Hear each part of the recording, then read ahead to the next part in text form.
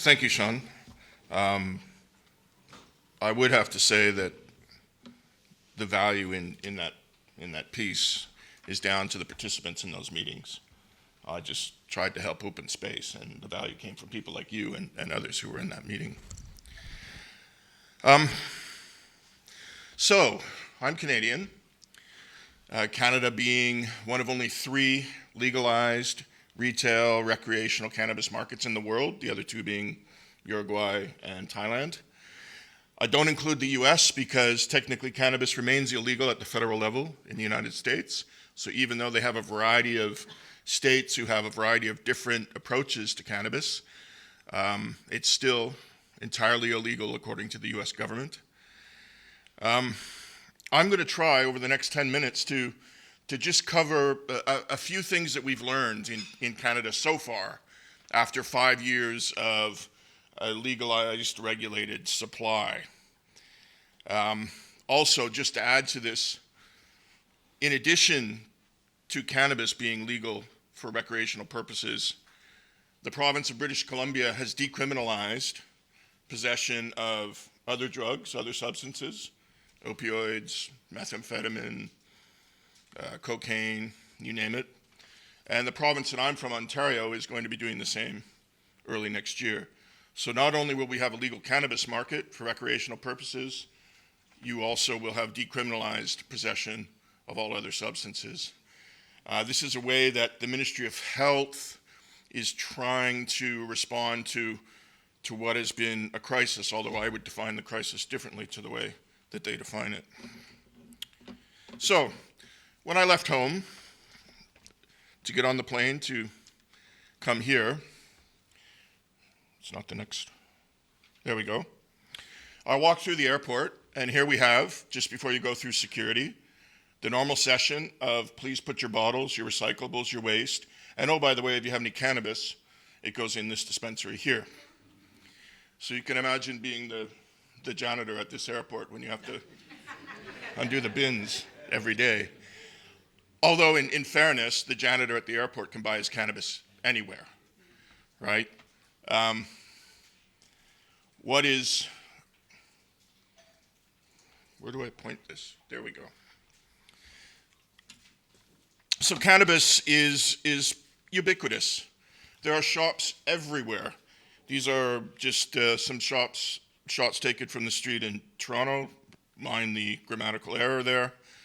But cannabis is widely available. It's available for those who are 18 and over, and they have a limit of 30 grams a day of dried cannabis equivalent that you can have with you in public. You can smoke cannabis anywhere in public. Anywhere you can smoke a cigarette, you can smoke cannabis, use cannabis in the country. You can't use it in private spaces where also smoking is prohibited, so restaurants, bars, and things like that, but outside, no problem, in parks, etc. This is a map of retail stores in the province of Ontario. Ontario is the largest province by population in the country. And you can see there's plus 1,700. I say plus 1,700 because they're always approving new retail outlets. Only about 7% of those cannabis shops that have opened have closed. The vast majority of them continue on. In the country as a whole, it's around 3,700. The projection is they will slowly, the pace of increase will slowly decrease over the next couple of years, but it's clear there's still a lot of space in the retail market for cannabis retailers. In addition to going to a shop, you can buy it online. So let's all crash the Ontario Cannabis site, load up ocs.ca on your phone. You'll log right into the cannabis store and you'll be able to order home delivery of cannabis any way you like. They have a variety of products available. One of the challenges, which in fact I didn't list on the challenge slide coming up, was that when they started, they focused a lot on just the herb.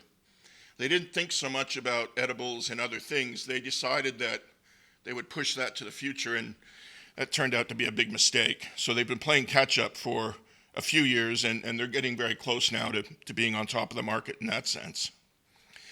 So you check out, and just like any other website, Amazon or whatever, you get to the checkout page and they say, hey, we've got a great deal on this variety. The price has just dropped. Do you want to add this to your bin too?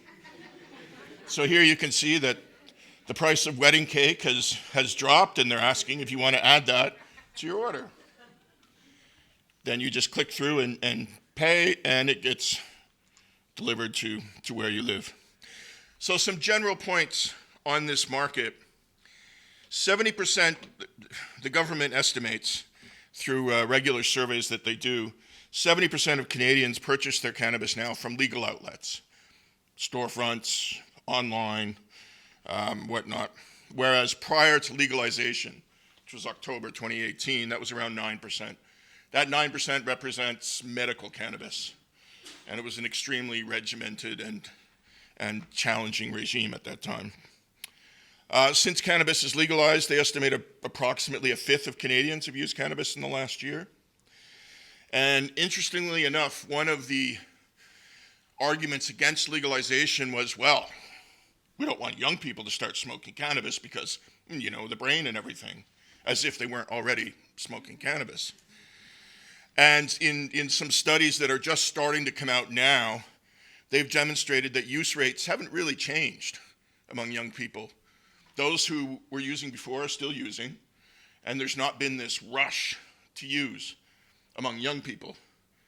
People like me, older, there's been a massive push into cannabis use. Whether it's herb, gummies are a big thing, edibles of other kinds. So there's a really big push, particularly it seems in older Canadians, people who have health issues or people who are at a point in life where they're realizing that there is some value to them in consuming cannabis in one way or another. The government, it's been a windfall, as they expected, $1.6 billion in the last fiscal year for which information is available. And a lot of that revenue comes from the sale of either dried cannabis, extracts, or edibles. You can see that the total revenue is estimated for this year to be about $3.9 billion.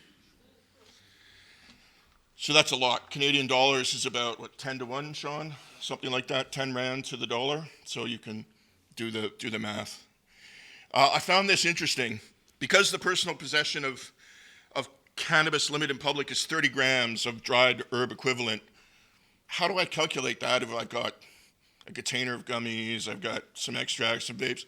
The government provides you this very easy calculator on their own website where you can plug in the amounts that you have, hit calculate, and it'll tell you, do I have enough or have I got space to add a few more things to my pockets? Now, if you did get arrested on the street with more than 30 grams, which is entirely possible under the cannabis law, depending on how much extra you had, you would either receive a small fine, or if you've got loads and loads of it, you could be in prison for up to 14 years. So there is still the criminalization of possession, but in that sense, it's more targeting people who are trying to sell on their own. So even though this is legal and regulated, I'm not allowed as an individual to trade in cannabis. There's a single supplier, which is the government. So the government of Ontario, who is the single largest supplier of cannabis to Ontarians and to Canadians, is therefore, I think, in my opinion, the single largest drug dealer in the world today, given the size of the market. And all of producers, all those who are producing cannabis, and I'll speak about that in a minute, must sell to the government, who then supplies all of the retailers. The minimum legal age for cannabis hasn't led to an increase in use among youth. One of the interesting things and one of the challenges of cannabis in Canada is that although federally it was legalized and there was a structure created for the implementation of the legal market, it was left to the provinces to fill in the spaces. And that's because Canada has an interesting system where there's a lot of devolution of activities. Health, for example, even though it's federally regulated, is undertaken by and large by the provinces. So a lot of the decision-making around that is done at a lower level. So the age of use varies from 18 to 21, depending on what province you're in. And it's the same with alcohol, and it's the same with cigarettes. But a higher age of use or a lower age of use demonstrated no increase in cannabis use among young people.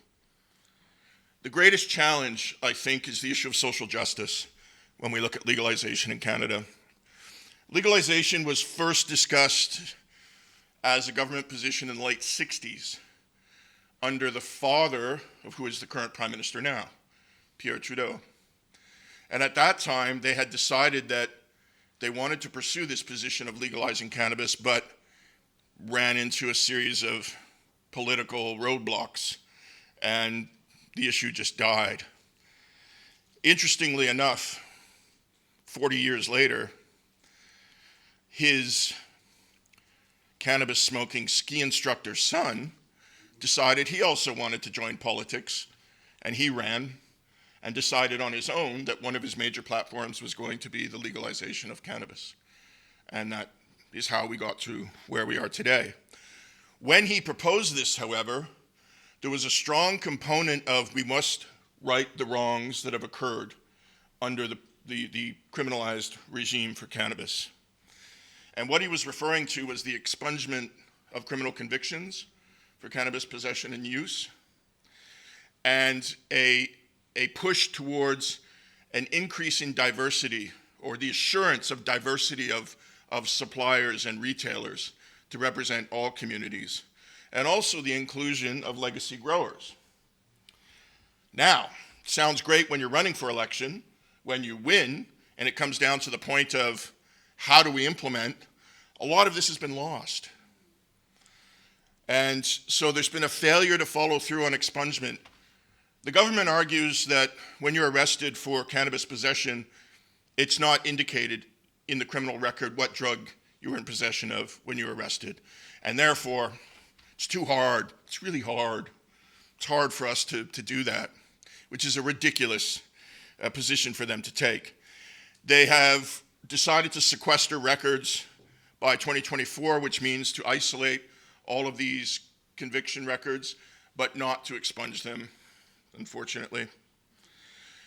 First Nations populations are an extremely important population in Canada, and they were told that they would be included in the entirety of this process to decide how this whole production, distribution, retail sales, etc. would be done, and they were excluded in the end. So you have a situation now where in the province of Ontario, you have Ontario regulators regulating who can sell cannabis, but on the First Nations reserves, you don't have a regulation, a provincial regulation or a federal regulation that applies there. So they have created, in many cases, their own regulations. So now you have three types of shops on First Nations reserves. Those that are set up by the First Nations and regulated according to their regime. Those that are set up by members of the First Nations that happen to get provincial regulation, even though it doesn't necessarily apply there. And then those that are set up by others who have no regulation. So it's a very peculiar environment. And then the issue of cultural diversity among retail store applicants. Vast majority of applicants are white, middle class, or somewhat wealthy, and live in the larger urban centers. I mentioned the diversity of provincial models. Finally, we had before legalization this thing called personal and designated production. So you could apply as someone with a medical condition of whatever kind to the Ministry of Health, and they would give you a license to grow cannabis. And you could grow however much was included in that license, and it varied according to how much cannabis you needed on a daily basis. After legalization, the number of these licenses, I'm talking about Ontario here, has increased significantly from a number of around 7,000 or 8,000 to 23,000. And it appears that a lot of these licenses are now being used for off-market cannabis grow ops, for either organized criminal groups growing cannabis, or others who want to continue to cultivate. I can't say if they're legacy growers or not, but are competing against those that are part of the legal market. Personal means I grow myself. Designated means I get you to grow for me. There's also the challenge, and I think you touched on this, Myrtle, was overproduction of cannabis by aggressive suppliers. So there's been a great push to really increase the volume of production, and that's led to a glut where demand hasn't really kept up with the volume that's being produced. The issue of THC inflation, I mean this two ways. First, there's a lot of shopping now for higher THC levels among consumers, and there's a lot of product mislabeling that is indicating a THC level that's higher that is in fact tested. So there's the appeal that you can buy this and it's 25% and testing might show 12 or 13%. On the other side of that, the illicit market, which still exists and will never go away, is competing with the legal market by producing higher THC levels. They're not adherent, they don't have to adhere to the regulations in place, and the ability of the government to enforce those regulations is extremely weak. So you can see I've listed the legal limits according to the government here for edibles and extracts. No THC limit for dried cannabis according to the government legislation. But edibles and extracts, edibles in particular, have really shot off with some coming out on the illicit market that are extraordinarily high in THC content. And again, there's a demand. They're just meeting a demand that can't be met in the legal system. I close with the issue that I call big cannabis. Similar to big pharma, and again, comes to what previous speakers have said.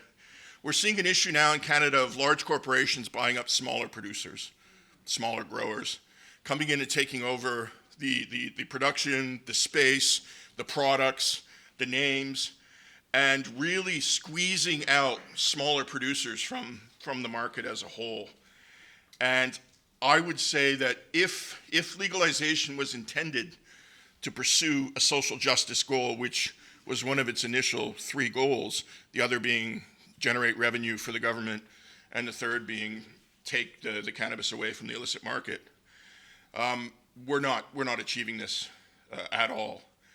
And I don't have to talk about the fragility of regulation, but the fact that the bigger a corporation gets, the more control it has, the more influence it's going to have at breaking down regulations that have been put into place.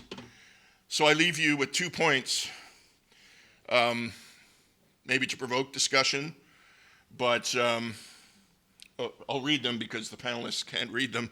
These are quotes by John Calkins and my friend Peter Reuter when they talked about should we pursue a legalized regulated market for some substances. And they said, legalization creates a monster that can ride roughshod over regulators and public health.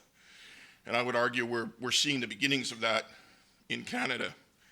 Decriminalization would likely reduce substantially the racial inequities of drug enforcement without much increase in drug-related harms. So it's in a way juxtaposing the one versus the other. Can legalization work in Ontario, in Canada as a whole? I think yes, but I think we're at the point right now where the government has to really address these significant challenges that are beginning to emerge in order to avoid big pharma, big tobacco, et cetera, ruling the roost. So in closing, every international border you come to, again, this is our great government saying, hey, by the way, remember, you can't drive across to the US if you've got cannabis. Drop it in the bin. So, thanks a lot.